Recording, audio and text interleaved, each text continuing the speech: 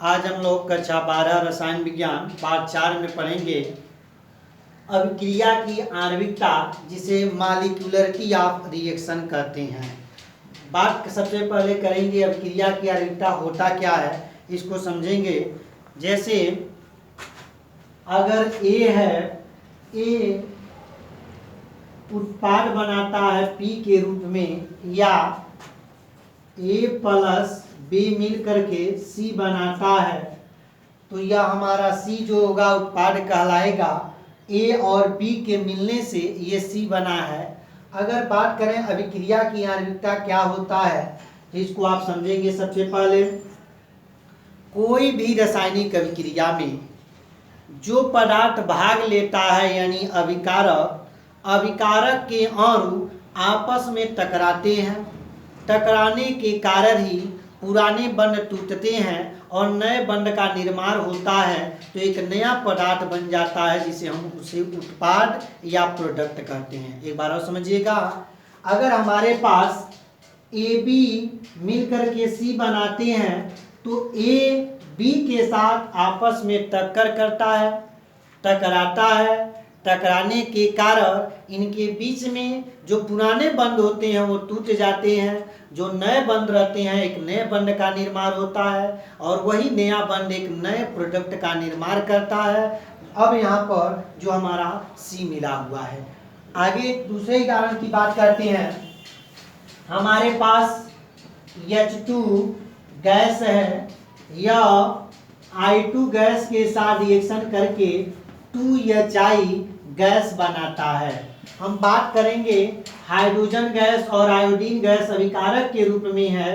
ये आपस में एक दूसरे के साथ यानी अभिकारक के अणु कंटिन्यू एक दूसरे से टकराते रहते हैं, यानी H और H के यानी परमाणु परमाणु आपस में टकराते हैं। उसी तरह से I और I के अणु आपस में टकराते रहते हैं।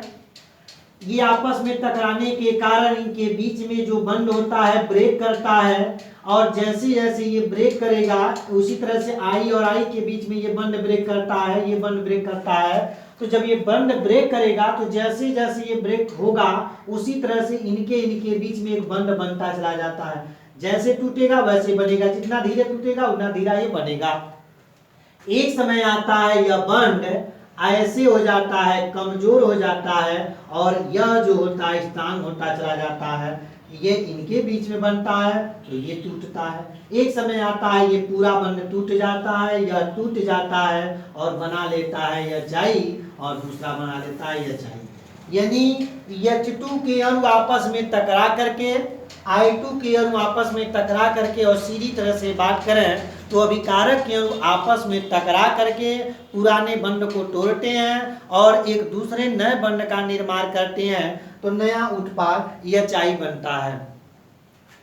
अभिकारक के अणु आपस में टकराते हैं। इन टक्करों से ये जरूरी नहीं है कि सभी टक्करों से उत्पाद बने, ध्यान रखिएगा। अभिकारक के अणु टकराते हैं और ये जरूरी नहीं होता है कि सभी टक्करों से उत्पाद बन जाए, और जिन टक्करों से उत्पाद बनता है उसी को कहते हैं इफेक्टिव कोलिजन, जिसे कहते हैं प्रभावी टक्कर। जिन टक्करों अभिकारक के अणुओं को टकराने से, जिन अणुओं के टकराने से उत्पाद बनता है वह टक्कर प्रभावी टक्कर या इफेक्टिव कोलिजन कहलाता है। हमेशा प्रभावी जो टक्कर होगा कुल टक्करों की संख्या में कम होता है, ध्यान रखिएगा। अगर हाइड्रोजन हाइड्रोजन के बीच में 100 बार टकराता है, आयोडीन आयोडीन टकराता है 100 बार, I2 टकराता है 100 बार, H2 टकराता है, तो ये जरूरी नहीं है कि 100 बार हाइड्रोजन के टकराने और 100 बार आयोडीन के टकराने से उत्पाद बने। 100 के 100 बार टकराते हैं, हो सकता है केवल 40 बार ही उत्पाद बनाए, हो सकता है केवल 30 बार ही उत्पाद बनाए। टकराते तो बहुत बार हैं लेकिन उत्पाद उनसे कम बनता है। तो जिन टक्करों से उत्पाद बनता है वही टक्कर कहलाता है प्रभावी टक्कर। दूसरी चीज, हमेशा टकराने की जो संख्या होती है प्रभावी टक्करों की संख्या से अधिक होती है, और जब प्रभावी टक्कर उत्पन्न होता है जिन अणुओं जितनी संख्या जितने अणुओं के टकराने से उत्पाद बनता है वही उस प्रभावी टक्कर का या उस अभिक्रिया की आणविकता कहलाती है। अगर दो अणु आपस में टकरा करके उत्पाद बनाते हैं तो उस अभिक्रिया की जो आणविकता होगी 2 होगी। अगर 3 अणु जैसे मान लीजिए ए और ए मिल करके 3A बनाता है कि अगर ये तीनों अणु आपस में अगर तीनों अणु आपस में टकरा करके 3A बनाते हैं तो इस अभिक्रिया की जो आणविकता होगी 3 होगी। हो सकता है ए और बी मिल करके ही ए बी बना देते हैं तो 2 अणु के टक्कर से उत्पाद बनता है, इस अभिक्रिया की आणविकता 2 होती है। अब समझिएगा अभिक्रिया की आणविकता क्या होती है। जितने अणुओं के आपस में टकराने से उत्पाद बनता है उन अणुओं की संख्या उस अभिक्रिया की आणविकता कहलाती है। और हमेशा जो टकराएगा जिनसे उत्पाद बनेगा वही जो टकराते हैं उत्पाद बनते हैं उसी को कहते हैं प्रभावित टक्कर या इफेक्टिव कोलिजन। तीसरी चीज एक और ध्यान रखिएगा, कभी भी जैसे मान लीजिए हमारे पास A2 है, A2 टूट गया A और A में तो ये जो होगा यह विघटन हुआ है, विघटन माने वियोजन हुआ है, टूट गया है। ये आपस में टकराते हैं नहीं, ये किसी से टकराते नहीं है, इनके अणु में विघटन की क्रिया हुई है तो विघटन होकर के हम जानते हैं विघटन अभिक्रिया हुआ है। एक अणु या एक अभिकारक 2 या 2 से अधिक उत्पादों में टूटता है तो यह विघटन या वियोजन की अभिक्रिया कहलाती है। अगर इसी तरह से H2 है, I2 है, 2HI बनाया है तो इसका अर्थ ये हुआ कि हाइड्रोजन के अणु आयोडीन के अणु यानी 2 अणुओं के आपस में टकराने से 2HI का निर्माण हुआ है तो इस अभिक्रिया की जो आणविकता होगी लिख सकते हैं मॉलिक्यूलर ऑफ रिएक्शन 2 होगा। किसके लिए? इस अभिक्रिया के लिए। क्यों 2 होगा? क्योंकि 2 अणुओं के टकराने से उत्पाद बना है। आगे ध्यान दीजिएगा, हमने आपको बताया था बहुत सी रासायनिक अभिक्रियाएं होती हैं जो एक ही पदों में संपन्न हो जाती हैं, बहुत सी ऐसी रासायनिक अभिक्रियाएं होती हैं जो एक से अनेक पदों में संपन्न होती हैं। तो याद रखिए हमने आपको ये भी बताया था ऑर्डर ऑफ रिएक्शन में अभिक्रिया की कोटि में बताए थे कि अभिक्रिया की कोटि हमेशा जो स्लो गति से रिएक्शन होता है उस पर निर्भर करता है। तो प्रारंभिक जो अभिक्रिया एक ही पदों में संपन्न हो जाती है उसे प्रारंभिक अभिक्रिया या एलिमेंट्री रिएक्शन कहते हैं। वे अभिक्रियाएं जो एक ही पदों में संपन्न हो जाती हैं वही कहलाता है प्रारंभिक अभिक्रियाएं। और प्रारंभिक पद में अगर कोई सरल अभिक्रिया है, सरल अभिक्रिया का मतलब ये हुआ कि जैसे मान लीजिए हमको A से B बनाना है तो A तुरंत मिल करके B बना लिया तो एक ही पदों में संपन्न हो गया, यह प्रारंभिक पद कहलाएगा। बहुत सी ऐसी रासायनिक अभिक्रियाएं होती हैं एक से अनेक पदों में संपन्न होती हैं तो वह जटिल अभिक्रियाएं होती हैं। तो प्रारंभिक पद में जितने अभिकारक भाग लेकर के अणु का निर्माण करते हैं उनको काउंटिंग करिए, वही उस अभिक्रिया की आणविकता होगा। दूसरी परिभाषा भी हम बता सकते हैं, प्रारंभिक पद में आए हुए अभिकारक अणुओं की संख्या उस अभिक्रिया की आणविकता कहलाती है। केवल याद रखना है प्रारंभिक पद में आए यानी वह अभिक्रिया जो एक ही पदों में संपन्न हो जाती है, एक ही पद में उत्पाद बना लेता है। तो देखिए कितने अभिकारक मिलकर के उत्पाद बनाए हैं, तो जितने अभिकारक मिलते हैं उनकी संख्या ही अभिक्रिया की आणविकता कहलाती है। अब ध्यान दीजिएगा यहाँ पे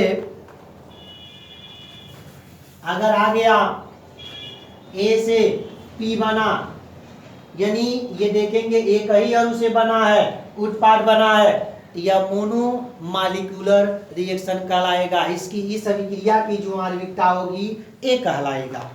इसी तरह से अगर आ गया A plus A give that P यानी A से मिला तो P बनाया तो इस अभिक्रिया की जो आणविकता होगी 2 होगा, क्योंकि इनकी जो टक्कर है 2 लोगों से टक्कर होता है। ये सब एक ही पदों में संपन्न होते हैं, ये सब प्रारंभिक पद की अभिक्रिया है। इसी तरह से आता है ए आता है, ए आता है और ए आता है, मिल करके पी बनाते हैं। तो इस अभिक्रिया की जो आणविकता होगी 3 होगी, यानी इसका आणविकता 1 होगा, इस अभिक्रिया की आणविकता 2 होगा, इस अभिक्रिया की आणविकता 3 होगा। क्यों? क्योंकि प्रारंभिक पद में एक ही अनुभाग लेते हैं, जबकि दूसरी अभिक्रिया में ये भी एक प्रारंभिक पद है, इसमें 2 अणु के भाग लेने से उत्पाद बना है, 3 अणुओं के भाग लेने से उत्पाद बना है। तो आपको समझ में आया होगा, प्रारंभिक पद में आने वाले अभिकारक अणुओं की संख्या उस अभिक्रिया की आणविकता कहलाती है। आगे ध्यान देंगे।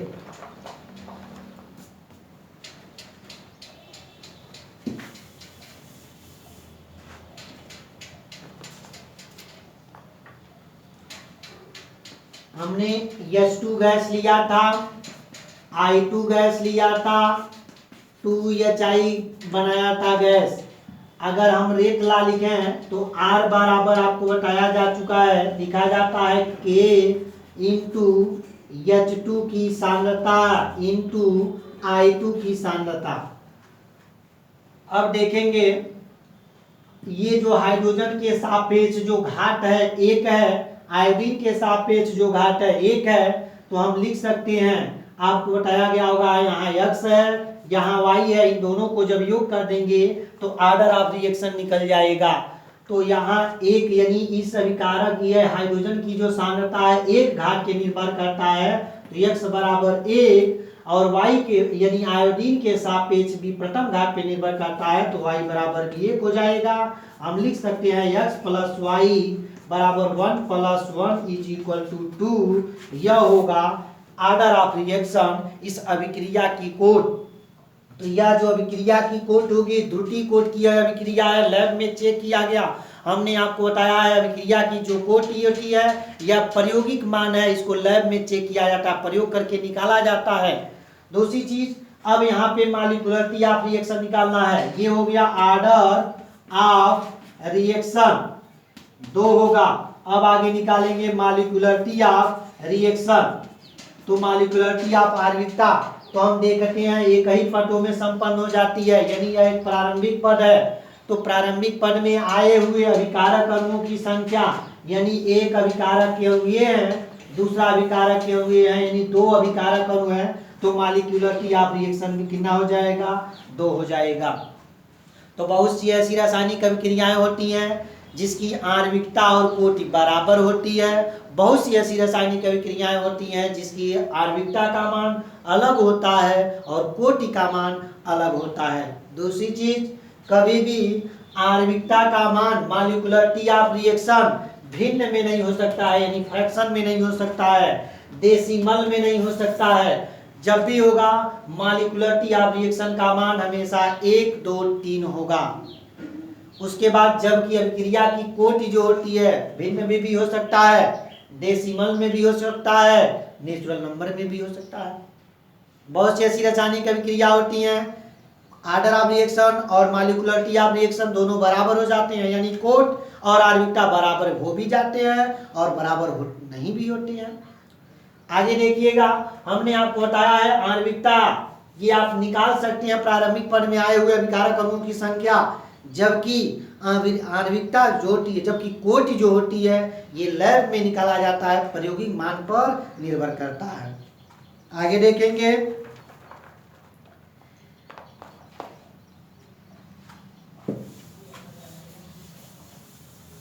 हमारे पास कोई रासायनिक अभिक्रिया दिया हुआ है, जैसे मान लीजिए यहाँ पे आया है NO2 प्लस F2 दिया है, बनाया है NO2F प्लस F, ये जो होता है स्लो रिएक्शन है। दूसरी देखेंगे, दिया है NO2 प्लस F, इसको बनाया है NO2F, ये जो होता है यानी फास्ट रिएक्शन है। तो हम देखते हैं इसमें ये स्लो रिएक्शन है, तो स्लो रिएक्शन में हमने बताया है अभिक्रिया की जो आणविकता होती है और कोटि जो होती है हमेशा धीमी अभिक्रिया पर निर्भर करती है। तो यहाँ पे देखेंगे इसकी आणविकता 2 होगी क्योंकि एक अभिकारक और एक अभिकारक 2 अभिकारक है, तो मॉलिक्यूलरिटी या जो रिएक्शन होगा 2 होगा। दूसरी चीज हमने आपको बताया अभिक्रिया की जो कोटि होती है, जो भी क्रिया स्लो गति होती है उसी पे निर्भर करता है। अगर अभिक्रिया की दर इस NO2 के सांद्रता के घात पे निर्भर करता है, F2 के सांद्रता घात पे निर्भर करता है, अगर वह घात 1 और 1 होगा तो 1 + 1 यानी इसकी कोटि भी क्या होगी 2 होगा। अगर केवल NO2 घात पे निर्भर करता है तो ऑर्डर ऑफ रिएक्शन 1 हो जाएगा, जबकि मॉलिक्यूलरिटी आप जो होगा 2 हो सकता है। तो आज के लिए बस इतना ही, शेष हम नेक्स्ट वीडियो में बात करेंगे। तब तक के लिए धन्यवाद।